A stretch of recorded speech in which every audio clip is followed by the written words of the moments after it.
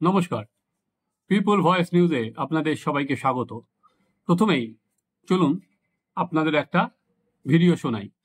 এই যেটা হচ্ছে শুক্রবার দিন তৃণমূল কংগ্রেসের যে মিছিল হলো এবং তারপর ডোরিনা ক্রসিংয়ে তারা যে স্লোগানটা দিচ্ছিল সেই স্লোগানটা আপনারা শুনে নিন। তাড়াতাড়ি বিচার চাই, তাড়াতাড়ি বিচার চাই, তাড়াতাড়ি বিচার চাই, দোষীদের ফাঁসি চাই, দোষীদের বিচার চাই, দোষীদের ফাঁসি চাই, তাড়াতাড়ি বিচার চাই, দোষীদের ফাঁসি চাই, দোষীদের ফাঁসি চাই, দোষীদের ফাঁসি চাই, দোষীদের ফাঁসি চাই, তাড়াতাড়ি বিচার চাই, তাড়াতাড়ি বিচার চাই, দোষীদের ফাঁসি চাই, দোষীদের ফাঁসি চাই, তাড়াতাড়ি বিচার চাই, তাড়াতাড়ি বিচার চাই। হ্যাঁ, আপনারা শুনলেন, তারা বলছে ফাঁসি চাই, ফাঁসি চাই, দোষীদের ফাঁসি চাই এবং খুব দ্রুত সম্ভব তারা ফাঁসিটা চাইছেন। এবং তৃণমূল কংগ্রেস এই দোষীদের ফাঁসি চাই এই স্লোগানটাকে সামনে রেখেই আজকে তাদের আন্দোলন সংগঠিত করছেন। সেটা যেমন কলকাতায় করেছেন, সেটা আগামী দিনে তারা জেলাতেও নিয়ে যাবেন এবং বলছেন ব্লকে ব্লকে সেটা করবেন, ছড়িয়ে দিতে চাইছেন দোষীদের ফাঁসি চাই। এবার আমার আজকের যে প্রতিবেদন সেটা হচ্ছে তৃণমূল কংগ্রেস এই যে দোষীদের ফাঁসি চাই বলে যে আন্দোলনটাকে টানতে চাইছেন, যে কর্মসূচিটাকে টেনে নিয়ে যাচ্ছেন, সেটা কতদূর টেনে নিয়ে যেতে পারবেন।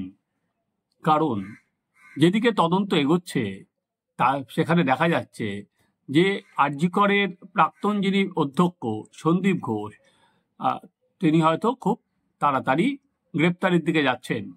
এখনো পর্যন্ত সময় দেওয়ার কিছু নেই বা কবে গ্রেপ্তার হচ্ছেন সেটাও বলার কিছু নেই, কিন্তু ঘটনা প্রবাহ যেদিকে যাচ্ছে, কারণ সন্দীপ ঘোষকে সিবিআই ডেকেছিল দুবার, তিনি সেখানে হাজিরা দেননি।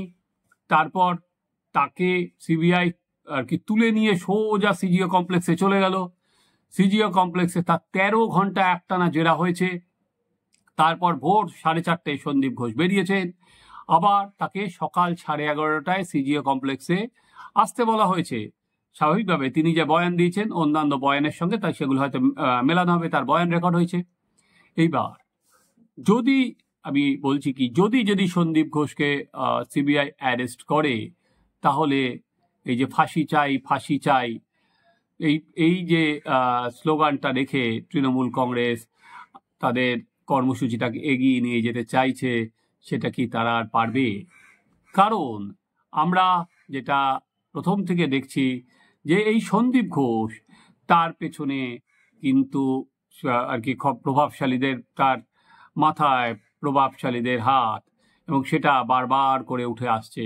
এবং সন্দীপ ঘোষ যতদিন পর্যন্ত কলকাতা পুলিশ তদন্ত করেছিল ততদিন পর্যন্ত 5 দিন সন্দীপ ঘোষকে কিন্তু ডাকা হয়নি। সন্দীপ ঘোষকে কিন্তু সেখানে ডাকা কোনো এখনো পর্যন্ত, এবং সেখানে কলকাতা পুলিশের তদন্তে মূল অপরাধী হিসাবে কিন্তু সঞ্জয় রায়কেই আর কি বেছে নেওয়া হয়েছিল যে এই মূল অপরাধী। কলকাতা পুলিশ যেভাবে তদন্তটা এগোচ্ছিল সেখানে মূল অপরাধী সঞ্জয়কে ধরে তারপর তার সঙ্গে আর কেউ জড়িত আছে কিনা সেইভাবে তারা এগোতে চেষ্টা করেছিল। সেই যে এবং সঞ্জয় যে মূল অপরাধী সেটা যেমন মুখ্যমন্ত্রী বলেছেন, তেমনি পুলিশ কমিশনার বলেছেন, এবং তারা বলেছেন তদন্তে অনেক অগ্রগতি হয়েছে। কিন্তু আমরা সিবিআই আদালতের নির্দেশে তদন্তের দায়িত্ব নেওয়ার পর থেকেই আমরা কি দেখছি, সেখানে দাঁড়িয়ে আমরা দেখতে পাচ্ছি যে একাধিক আরজি কর হসপিটালের যারা ডাক্তার আছেন, যারা অন্যান্য স্টাফ আছেন, যারা নার্স আছেন, যারা অন্যান্য ইন্টার্ন আছেন, তাদের সবাইকে জিজ্ঞাসাবাদ তো চলছেই। এবং সন্দীপ ঘোষকে 13 ঘন্টা জিজ্ঞাসাবাদ করা হলো, এবং যেভাবে তাকে তুলে নিয়ে গিয়ে জিজ্ঞাসাবাদ করা হলো, তার মানে এটা ঠিক যে সন্দীপ ঘোষকে আর কি সিবিআই এর স্ক্যানারে সন্দীপ ঘোষ খুব বড় করে আছে। প্রথমত হচ্ছে সন্দীপ ঘোষকে, যদি আমি আবারও বলছি জানি না, কিন্তু সাংবাদিক হিসাবে যেটা অনুমান করা যায় যে সেটা হচ্ছে সন্দীপ ঘোষের আগামী দিন খুব একটা সুখের নয়। এবার কারণ যে থিওরি কলকাতা পুলিশ দিচ্ছিল, এটা ধর্ষণ এবং খুন, সে মনে হচ্ছে ধর্ষণের জন্য এই খুনটা করা হয়েছে। যদি সন্দীপ ঘোষ গ্রেপ্তার হন তাহলে কিন্তু পুরো এন্টায়ার কলকাতা পুলিশ যেভাবে তদন্ত করছিলেন সেই ন্যারেটিভটাই কিন্তু চেঞ্জ হয়ে যাবে। এই 31 বছরের আর কি অভয়ার ধর্ষণ ও খুনের পেছনে নিছক এটা একটা ধর্ষণ নয়, নিছক এটা একটা খুন নয়।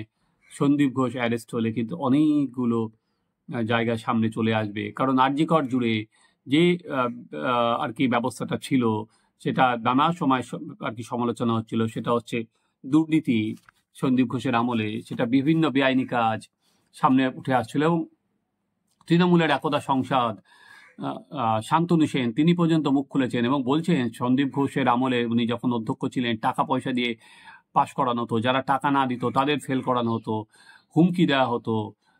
সন্দীপ ঘোষকে সঙ্গে যদি তালে তাল না মেতো তাহলে পিএইচডি তারা আটকে দিত, তাদের অন্য জায়গায় মানসিক চাপ দেওয়া হতো। ফলে নানা কাণ্ড উঠে আসছে এবং আরজিকর র্যাঙ্কিংয়ে কিন্তু ক্রমশ পিছিয়ে যায়। তো এত কিছু জানার পরও সন্দীপ ঘোষ আর কি ট্রান্সফার হওয়ার পর তিনি আবার কোন ক্ষমতা বলে তিনি কিন্তু আবার ফিরে আসেন আরজিকরে এবং বহাল তবিয়তে তার সাম্রাজ্য তিনি দিনের পর দিন চালিয়ে গিয়েছেন।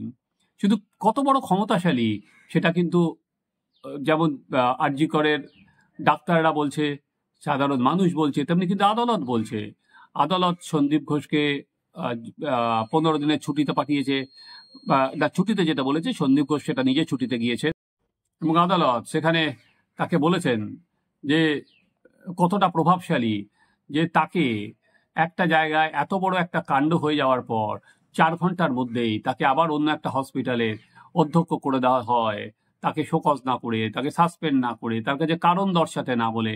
ফলে বোঝাই যায় তার প্রভাবশালী। এবং আরও প্রভাবশালী সন্দীপ, বোঝা যাচ্ছে যে 15ই আগস্ট থেকে সন্দীপের বাড়ি কিন্তু পাহাড়ায় বেলেঘাটায় পুলিশ মোতায়েন হয়ে গেছে। এবার সেখানে যখন সন্দীপ আদালতে গেল পুলিশের আর কি তার বাড়িতে পুলিশ পাহারার দাবিতে, তখন কিন্তু বিচারপতি, প্রধান বিচারপতি বললেন আপনি তো যথেষ্ট প্রভাবশালী, আপনাকে সরকার সেই বন্দোবস্ত করে দেবে, আপনাকে সরকার সেই পুলিশের ব্যবস্থা করে দেবে। ফলে আর কি বিচারপতিদের নজরেও কিন্তু বোঝাই যাচ্ছে যে সন্দীপ ঘোষের অবস্থান খুব একটা ভালো নয়। বারবার করে যার বিরুদ্ধে প্রধান অভিযোগ উঠেছে সরকার কিন্তু তাকে বাঁচানোর ক্রমাগত চেষ্টা করেছে। প্রথমত তো সন্দীপ ঘোষ, তারপরে জানা নেই আর কি ডাক্তার বা জুনিয়র ডাক্তারের কার কি ইনভলভমেন্ট। অনেক রকম তথ্য ভেসে আসছে, অনেক রকম টেলিফোন কল ভেসে আসছে। কালকে এক ডাক্তারের টেলিফোন কল পাওয়া গেল, সেটা নাকি বলা হচ্ছে যে এর মৃত্যুর পর ওইখানে দাঁড়িয়ে আর কি ওই ঘরে মিটিংও পর্যন্ত করেছেন সন্দীপ ঘোষ, এরকমও ডাক্তাররা বলছেন। কেউ বলছেন ওই ঘরে ওই অভয়া মার্ডার হয়নি, অন্য ঘরে আছে, সে তো অন্য ঘরে হয়েছিল, সে তো সিবিআই তদন্তের বিষয়। কিন্তু যদি সন্দীপ ঘোষ অ্যারেস্ট হয় বা অন্য কোনো প্রভাবশালী অ্যারেস্ট হন ওখান থেকে, তারপরেও কিন্তু আন্ডার স্ক্যানার হয়ে যাবে পুলিশের ভূমিকা। যে পথে পুলিশ তদন্ত করছিল সেই পথে কি তদন্ত ঠিকভাবে এগোচ্ছিল, সেই প্রশ্নটা কিন্তু পরের ধাপে আসবে। পুলিশ কি তদন্ত ঘুরিয়ে দিতে চাইছিল না তো? পুলিশ কি আসল অপরাধীদের লুকাতে চাইছিল না তো? যেটা আরজিকরের যারা আজকে চিকিৎসক তারা কিন্তু সেইটাই বলছেন যে পুলিশ বিপথে চালনা করতে চাইছিল। আজকে মেয়েটির মা, তিনি দেখলাম একটা চ্যানেলে মুখ খুলেছেন, তিনি প্রচণ্ড বলেছেন পুলিশকে হাতে পায়ে ধরেছিলেন, তাও মেয়ের বডি দেখতে দেয়নি। এবার তারা পুলিশের বিরুদ্ধে প্রধান অভিযোগ যে তাদের বডি হঠাৎ করে খুব দ্রুত পোস্টমর্টম করে বডিটা পুড়িয়ে দেওয়া হলো, যাতে আর দ্বিতীয়বার পোস্টমর্টম না করা হয়। ফলে পুলিশকেও তো সেই জবাবদিহিগুলো দিতে হবে। এবার পুলিশের রোলও কিন্তু আমার মনে হয় সন্দীপ যদি অ্যারেস্ট হয়, অন্যান্য প্রভাবশালীরা যদি অ্যারেস্ট হয়, তাহলে কিন্তু পুলিশের রোলও সেই আন্ডার স্ক্যানার আসবেই, আসতে বাধ্য। সেখানে দাঁড়িয়ে পুলিশের কি ভূমিকা ছিল সেটাও, যেহেতু এটা আদালতের আর কি নজরদারিতেই তদন্ত চলছে, ফলে এবং পুলিশের ভূমিকায় আদালত দেখলাম পুলিশকে ভৎসনা করেছে। আরজিকরে 14 তারিখ রাতে যে তাণ্ডব হয়েছে সেখানে পুলিশের ভূমিকায় আদালত ছত্রে ছত্রে কিন্তু সেখানে আদালত তার সমালোচনা করেছে এবং আদালত বলেছে যে আপনারা যদি জানতেই না পারেন 7,000 মানুষ জড়ো হয়ে গেল, তাহলে আপনারা ডাক্তারদের নিরাপত্তা কিভাবে দেবেন, এবং সেটা আপনাদের ব্যর্থতা, এবং দরকার হলে আর.জি.কর হসপিটাল বন্ধ করে দেবো, এরকম কথাও বলেছেন। তারপরে দেখলাম কলকাতার পুলিশ কমিশনার বলছেন তিনি বুঝতে পারেননি, তিনি নিজের আইবি সেন্ট্রাল আইবির ব্যর্থতা স্বীকার করে নিচ্ছেন এসবির আর কি, তাদের গোয়েন্দা দপ্তরের। তো সেখানে দাঁড়িয়ে পাল্টা জুনিয়র ডাক্তাররা এবার বলেছেন, দাবি তুলেছেন যে পুলিশ কমিশনারকে সরে যেতে হবে। জানি না ওনাকে অন্য কোনো জায়গায় বদলি করা হবে কিনা, জেনারেলি যেটা করেন মমতা বন্দ্যোপাধ্যায় যদি হলে, কিন্তু এখন যদি ওনাকে এই সময় বদলি করে দেওয়া হয় তাহলে কিন্তু চাপটা এই সরকারের ওপর বহুগুণ বেড়ে যাবে। তাই যেটা আমার বলার, যেটা বলে যদি সন্দীপ ঘোষ অ্যারেস্ট হন, যদি কলকাতা পুলিশের জিজ্ঞাসাবাদ শুরু হয়, তাহলে এই ফাঁসি চাই, ফাঁসি চাই, তাড়াতাড়ি ফাঁসি চাই, এই বলে কি তৃণমূল তাদের আন্দোলনটাকে বা কর্মসূচিটাকে এগিয়ে নিয়ে যেতে পারবে? নাকি বলা হবে মমতা বন্দ্যোপাধ্যায় যেটা প্রথম থেকেই বলে রেখেছেন যে ধনঞ্জয়ের সময় নিরীহ লোকেদেরও আর কি আনা হয়েছিল, তারা এখন বলছেন প্রচুর অপরাধ করেছে, সেই জায়গাটা আগে বলে রেখেছেন যে বলা হবে দেখো আর কি বিজেপি জোর করে বিজেপি চাপ দিচ্ছে সেন্ট্রাল ফোর্সকে, কেন্দ্রীয় এজেন্সিকে, যে অন্যদের গ্রেপ্তার করতে, যার কারণে এটা কিন্তু আদালতের মনিটরিংয়ে হচ্ছে।